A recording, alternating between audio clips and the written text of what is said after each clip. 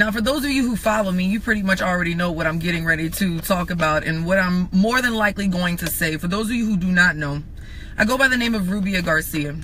About 2 years ago, I did a video on social media in support of Black Lives Matter and Tamir Rice because I'm an educator. And what I saw on that TV screen was one of my students being shot in cold blood. From that moment forward, I understood my role came with certain responsibilities, and several of my followers have been asking me, questioning as to whether or not I was going to speak on the Virginia protests and everything going on.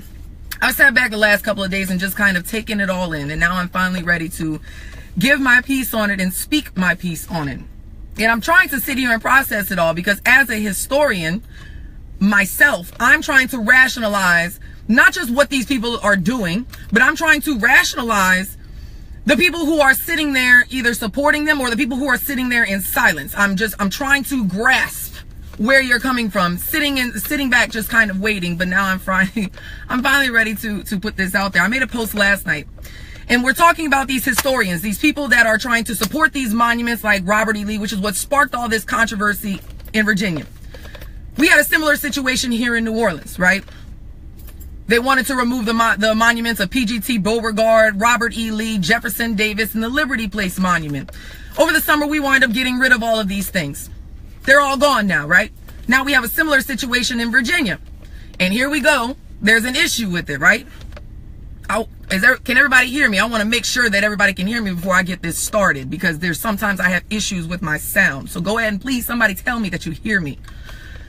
It's just funny because these are people that want to promote or preserve history, right? So you want to preserve history, yet I don't see you, like in the post that I made last night, I don't see you sitting out there in the African American History Museum here in New Orleans. In 2013, 2014, it was supposed to be closed for 9 to 10 months for renovations. It is now 2017 and the building is still not open.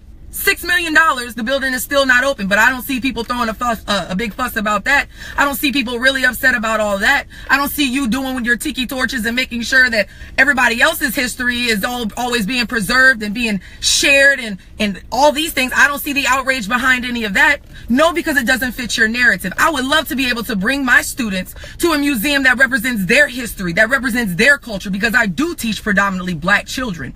I don't see any kind of outrage when it comes to things like that. Let me organize a rally and a protest, and let me see how many of you tiki torch traders are going to go ahead and show up for all of that. You want to honor historical figures so much, yet you walk around the city of New Orleans. I don't see any large monuments throughout the city that represents, you know, they have small ones of like, you know, Ruby Bridges or something like that, or Homer Plessy, or the millions of slaves that were kidnapped and massacred on the travel to New Orleans or the travel to America or being in America, the ones that were raped and murdered and sold down the river and all this. I don't see any monuments in their recognition, but yet you want to sit here and talk about Robert E. Lee and preserving history. No, you want to preserve your own version of history. You want to preserve the whitewashed version of history. That's what you want to promote. So let's go ahead and let's talk about the obvious hypocrisy, the Colin Kaepernick situation.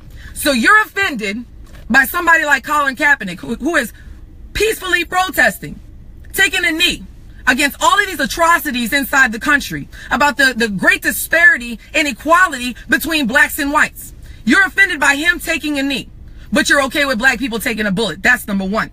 You're offended by him taking a knee, or you're offended by somebody standing on an American flag as protest.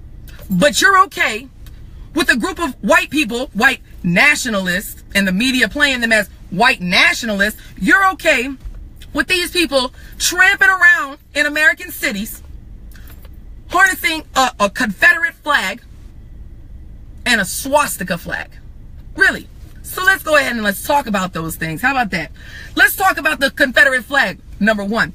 The whole motives, whatever the means were, the cause of the Civil War is absolutely 100% irrelevant. Whether you want to say it was the industrialized North versus the agrarian South, you want to say it was over taxes, you want to say it was what, it doesn't even matter what it was over. You want to know what matters?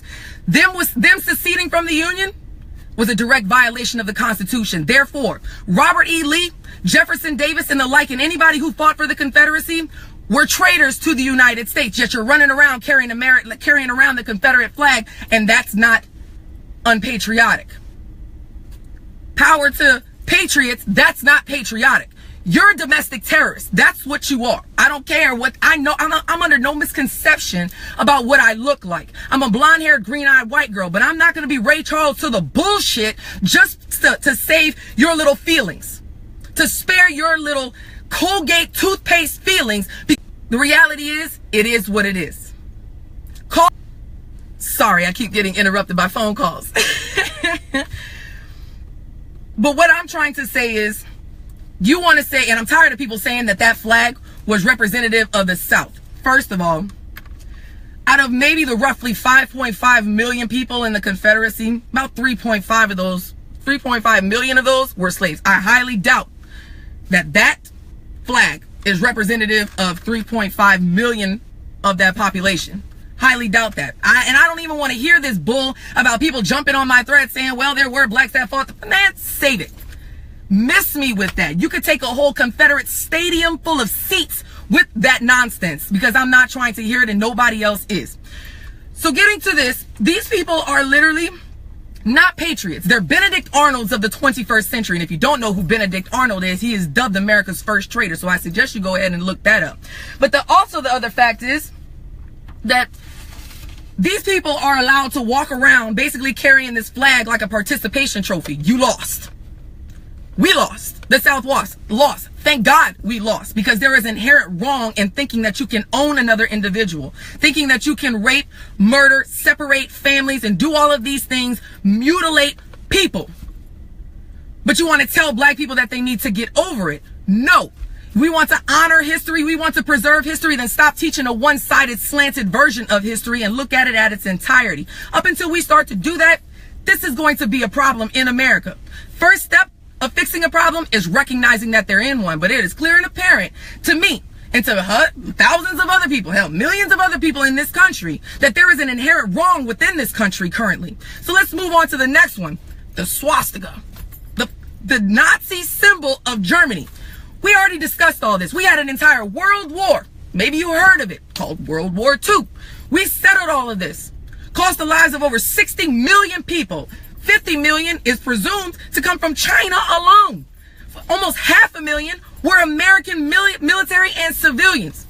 New Orleans, the World War II Museum, the National World War II Museum. You could walk in the museum, and you want to know the significance of me walking into the National World War II Museum and seeing a swastika?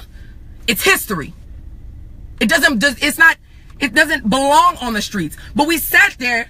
We're watching this on national television. National television. We are watching people literally, legit, walking around with the Confederate flag as if that's patriotic. And you're walking around with the flag of the Nazi symbol of Nazi Germany. Really? But again, you have a problem with Colin Kaepernick. You have a problem with somebody stepping on an American flag, and you don't see the disconnect here? Common sense is pretty common, at least to those who have it. And apparently, you must have missed these lessons inside of your history class, which I can't necessarily blame you to a certain extent, being that public school education, vastly minorities and poor whites don't receive really good public education because they don't have to learn history in order to go on to the next grade. But that's a whole other subject. Let's move on. So herein really lies the problem for me. You want to call these people white nationalists, when in reality, the only thing that they are is thugs. You want to call blacks who protest, the Black Lives Matter who protest, and these people are out in the streets literally murdering people. Murdering people. And these people are called white nationalists, but anybody who does that is called a thug. That's ridiculous to me. That's crazy to me. I'm still trying to process this in my head. So here we go to the problem that I'm having, and that I've raised the point up in my post last night. I have tons of white friends. I have friends of all ethnic backgrounds. Give me 1 second, because I have to plug up my phone before my phone dies. I have friends of literally legit all different ethnic backgrounds, right? But what I see is an issue with the color, right? So when I go to a Black Lives Matter protest, I shouldn't just see black people and it's sprinkled with whites and a couple other people. What I should be seeing is a plethora of everything, because it's a problem for everybody. But what I'm seeing, literally, when I do Black Lives Matter protests, I sit there and there's, out of 100 black people, there may be like 5 or 10. Now, I understand some of your fear. I can almost hear the racists and bigots in my inbox typing away, going to threaten my life or the life of my kids or my job. I've been doing this for 2 years. I can't even quantify. I don't have enough phalanges, fingers and toes, in order to tell you how many times I've had my life threatened or my job threatened for what it is that I stand for. The fact of the matter is, up until more white people, people that look like me, stand up and once again stop being Ray Charles to the bullshit and call things for what they are. Racism doesn't exist. This isn't about race. Then why aren't you sitting here putting up the same type of heat towards historical references as a whole, historical figures as a whole? Where the hell are you? You're not there. Because it doesn't suit your interest. Because what you're trying to do is the same thing that one of the statues in New Orleans, that the first one that they took down, the Liberty Place Monument, down at the bottom, and it said it, I want to say, until 1993. And it was erected in the late 18th century, and it stayed up until then. It said that the North had to recognize white supremacy in the South. No, the hell it did not, because you lost. That flag you're carrying around is nothing more than a damn participation trophy. It does not represent Southern culture. It doesn't represent my culture, and it doesn't represent the African American culture here down in the South. But up until white people, and I understand I shouldn't be blamed for something that people like me did centuries ago. I understand that argument because I get it all the time. I get judged all the time. But this is not about you. This is where the disparity comes in between White Lives Matter and Black Lives Matter, which is what the white people were literally screaming and protesting in Virginia. White Lives Matter, as if white lives never mattered. Because you are the ones that were raped, kidnapped, murdered, sent thousands of miles away from your home in order to work for other people. And then only to go through centuries of the Negro Holocaust, well, not centuries, but decades of a Negro Holocaust, and then have to go another century before you could even get equal rights within education and jobs. Yeah, because white lives never mattered. I don't want to hear none of this drama, none of this BS no more where white people get killed by cops. Look at the population disparity. The percentage of whites and blacks, and this is happening. If you look at it mathematically, it isn't right. It isn't equal. Black lives is not saying that all lives don't matter. It's not saying that white lives don't matter. It's saying that for once, maybe it's okay to talk about black lives because we are living in a Black Lives Never Mattered era. Period. End of story.